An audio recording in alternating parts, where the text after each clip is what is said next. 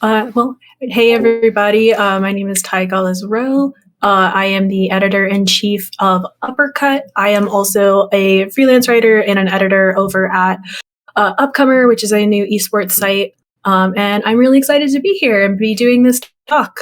So I'm going to be talking just kind of about Uppercut and my experiences with kind of how we got to where Uppercut is now and how what we do kind of reflects the rest of the industry and, you know, kind of what we need to be doing moving forward, more or less. So in 2017, I was pretty fresh out of college and was working probably the worst job that I've ever had.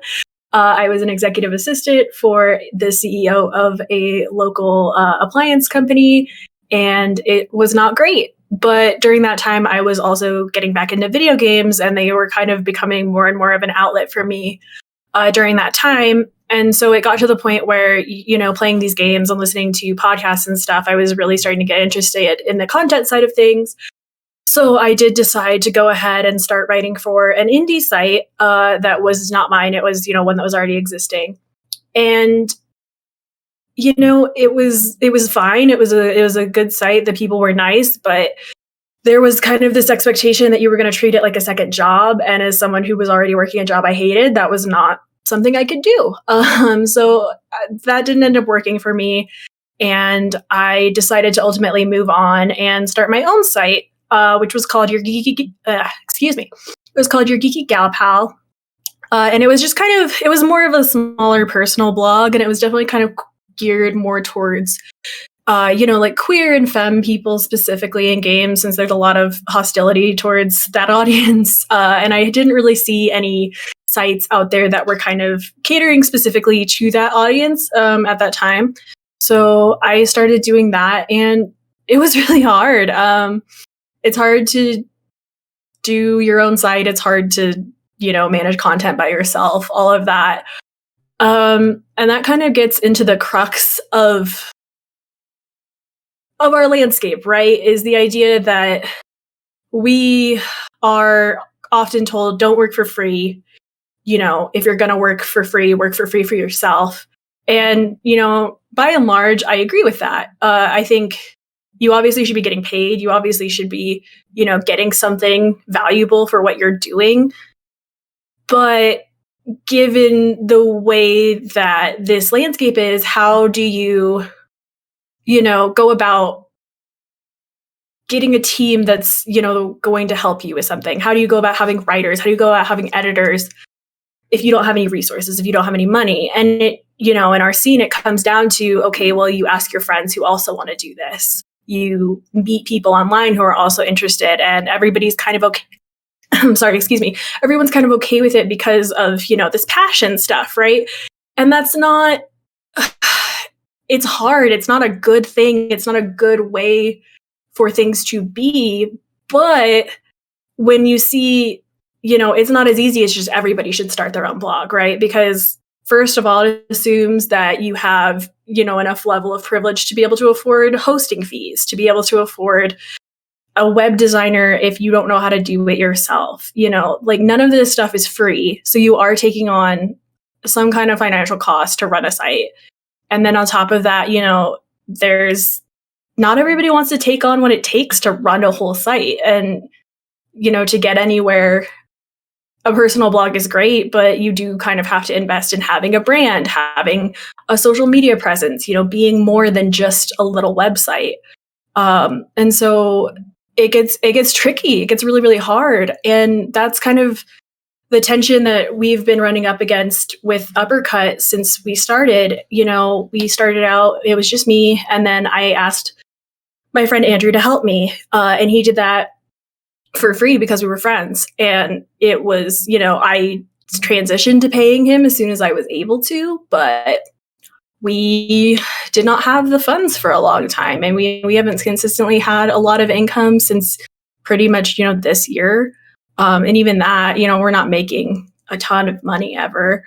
And so it gets into this weird territory of, okay, well, how do you navigate not exploiting people while also providing a place for people who maybe don't want to have to run a whole site themselves, who don't want to have to deal with WordPress and all of that, who don't want to have to create a whole new podcast idea or whatever. And so that's kind of been our quandary to ourselves, and my quandary to myself as I'm asking my friends to come join me in this process, right? Because it's not fair if I'm the only one benefiting. And so we really have tried to embrace this sort of idea that, if you're going to work with us, you are going to get paid. Absolutely, 100%. Everyone who works with us is paid unless they defer that payment. But also on top of that, we are going to provide you with real, qualitative experience that you can take and put in a portfolio or take into an interview or whatever. It's not just going to be exposure. It's going to be, now you have a byline. Now you have, practice with pitching or whatever. For example, all of the Uppercut people have managed to leverage what we do into our actual careers. I am an editor at a site because I have been an editor at Uppercut for going on 4 years now. Andrew is now a full-time video editor, and part of that is, again, because, he had the time.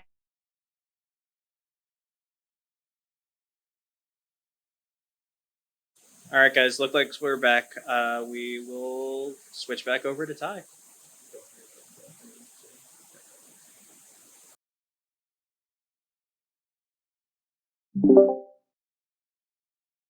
Cool. Thank you.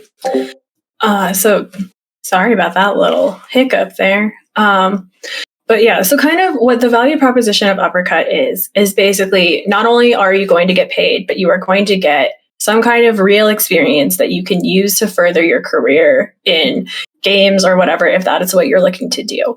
And that's more than just editing, although it is a big part of it. We want our writers to feel like they're actually getting notes, that they're actually getting real feedback that they can not only use to improve the piece at hand, but whatever pieces they're going to write in the future.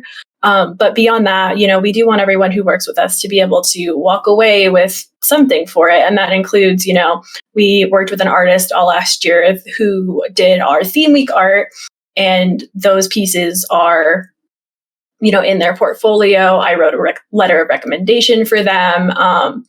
So while we're not necessarily, on the level of a corporate outlet or whatever, we are looking to make sure that people are getting the very most out of their experience with us. And that, is not meant to be this sort of self-aggrandizing, patting myself and my outlet on the back kind of circle jerk type thing. It's really more meant to be kind of a reality check about what this scene looks like, because by and large, games functions on the back of volunteer work. That is true in indie spaces. That is also true at big outlets. There are a lot of big outlets that don't pay a lot. It is a very widespread issue. And that kind of comes down to what the issue with games media economically is that, we are impacted by what the larger landscape looks like. Whether we want to be or not, we certainly try our hardest to not have to be chasing clicks, to not have to be worrying about SEO, to all of that kind of stuff. But at the end of the day, we are not going to have the resources that a site funded by venture capital or any other corporate funding is going to have. We are not going to be able to do certain things that others can. And that is true of all indie sites. That is true of most sites that aren't even indie, but are kind of up and coming. It's a lot of chasing traffic. It's a lot of grinding yourself down. And until we can change that landscape as a whole, the problem is going to persist. And so the Uppercut method is kind of a Band-Aid at this point. It's us doing the best we can with what we have and what, we're trying to do. But beyond that, we can only do so much. And it really has to come down to, we have to really take a look at what media looks like right now. And it's pretty grim. And as much as we want to get away from that, it is reflected in everything they do. And they are, intimately connected. Those of us who run indie sites that, haven't drowned are honestly still here because of, one, absolutely some degree of privilege that has allowed us to stay afloat. And two, a probably likely very foolish level of determination to keep going because it's hard and it doesn't make sense a lot of the time. And that's kind of the case across the board with media, which is, we can get into a whole conversation about the economics of the online media industry, but the fact remains people are looking to consume this content. So the desire is there. And we've seen with other, content creation companies and things can be established, but you do have to have access. You have to have resources. You have to have a name. You have to be able to do all of these things that take time and work. And so it's something we really need to examine and, hopefully change. Like we often see the relationship between indie games media and the larger sites as kind of adversarial to some degree. But in reality, like we are intimately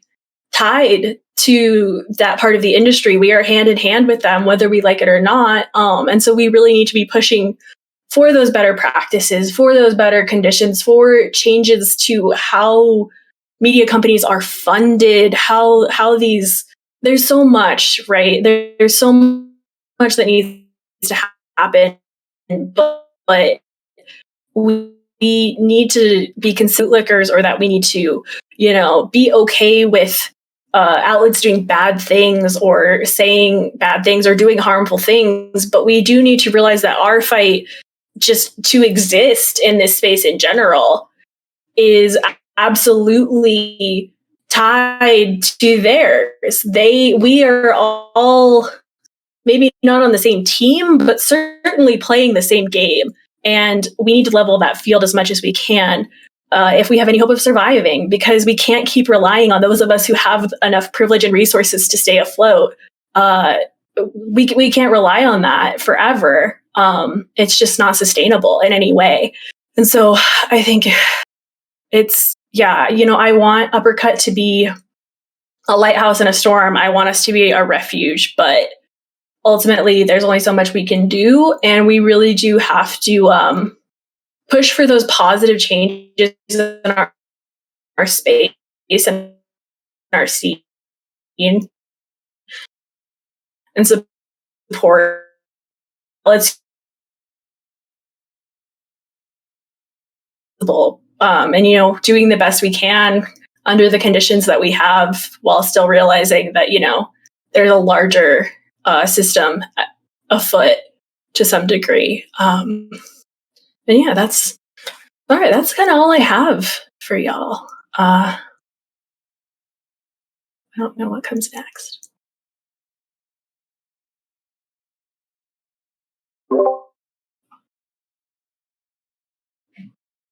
We'll pause for a little bit of questions. Does anybody on stream have any questions for Ty?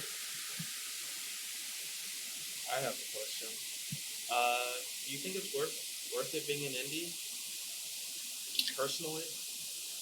For me personally, yeah, it is. I'm kind of married to the idea of Uppercut and watching it continue to be something and continue to grow. I think a lot of people are maybe not in it for that necessarily. And in that case, I definitely would recommend probably going more the very personal blog place to kind of create a portfolio thing, because it's a lot of work to be an indie that sticks around.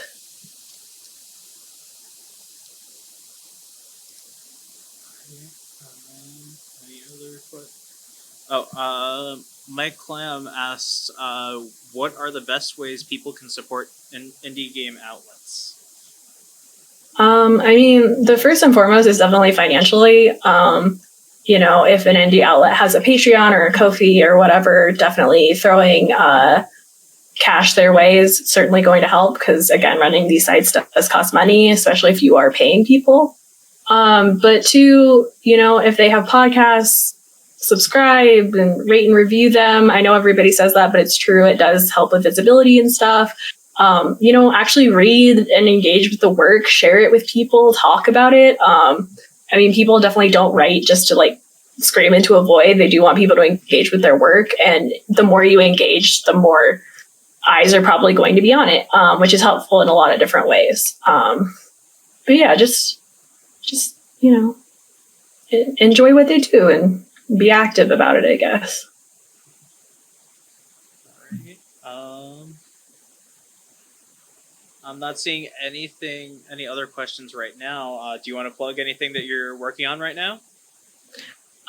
Just check out Uppercut in general. We're going to have some more great content coming up in the next couple of weeks. And also check out Upcomer if you're into esports.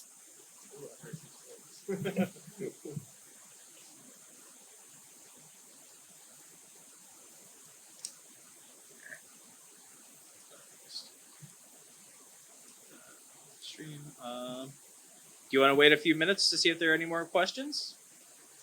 Sure, we can do whatever.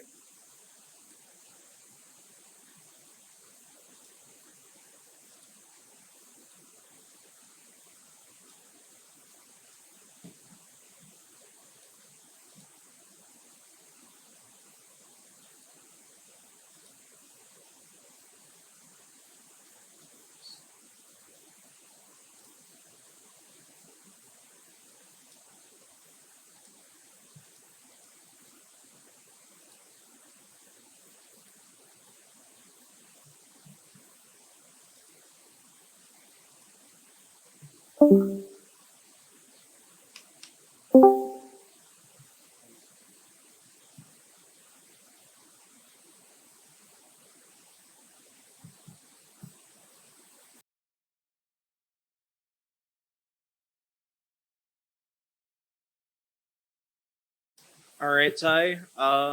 We got one more. Do you have any favorite genres of games yourself? Oh, yes. I love a cooking game, any game that has like food stuff in it. Very into that. I also am a fan of the older school CRPGs. And I love a roguelike deck builder. Big fan. All right. Unless there are any more. Oh, what was your favorite game growing up? Ooh, that's a good question. I think my favorite game growing up was probably Fable. I was very, very into Fable as a kid. What got you into game design? Well, Kind of a loaded question, I guess. well, I don't do like game design per se, right? Into the industry, really. Yeah. So, basically, I've always played video games. I've had games since I was a little tiny kid, but I kind of phased in and out of interest of them. And then, kind of towards the end of my university career, I really started getting more into gaming and into listening to like gaming podcasts and stuff, and just realizing that that was a thing that people like did, and that it was a real job that people could do. So that just kind of got me interested. And I heard someone who was doing that say, the only way to do it is just to do it. Like you have to prove that you can. So I said, all right, I guess I'm going to do it. And here we are. All right. Bear Weasel asks, what is your favorite thing about Uppercut and why is it Andrew? My favorite thing about Uppercut is definitely the team that we have, including Andrew, because I'm really lucky because we are friends who are able to work really well together, and we, even when we have issues or whatever, we're able to figure it out as a unit, and they're just all very, very solid people in different ways, and they all rule. And so I'm really, really lucky that I get to work with them on this thing that we all do together. All right. Fried Monty asks, how do you feel esports might change in the next 5 years? Oh man, that's another low question. It's also funny because I'm like very baby with esports, but I know that the pandemic has really had an effect on how tournaments have been going and stuff. Like there's been everything from the land bubble in Nevada to, different countries abroad are finally able to start doing like Overwatch League tournaments and stuff again in person. So I think there's kind of been maybe, I don't think an acceptance, but I think an understanding that like online tournaments are more doable maybe than we originally thought. And so I think it might kind of broaden the horizons for what kind of tournaments and stuff we'll be able to see in the future. It's also just going to be interesting to see like, if Valorant continues to be a big thing. I'm sure it will be, but you never know. It just came out last year. So there's a lot to see in terms of what's going to be popping off in the next few years. Next question is from Renketsu Zero. If you could snap your fingers and change one thing about the game media space for indies, what would it be? Oh,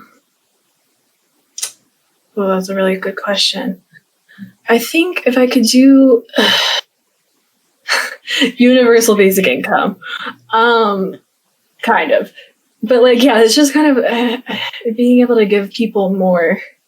I think I would get rid of like SEO and algorithms, maybe, like on a less that's socialist thing. I think because that stuff really just adds so much extra work and nonsense to trying to post things on the internet. All right. Thank you again for coming, Ty. Thank you for having me. I think we're going to wrap it up here then. Great, sounds good. Anything else you want to plug? Your website anymore? Or Yeah, just uppercutcrit.com or .gay, whichever you prefer. We have podcasts, we have YouTube videos, we have lots and lots of written content, and upcomer if you like esports. All right. Well, thank you for coming. Yeah, thanks for having me. See you later. Yeah.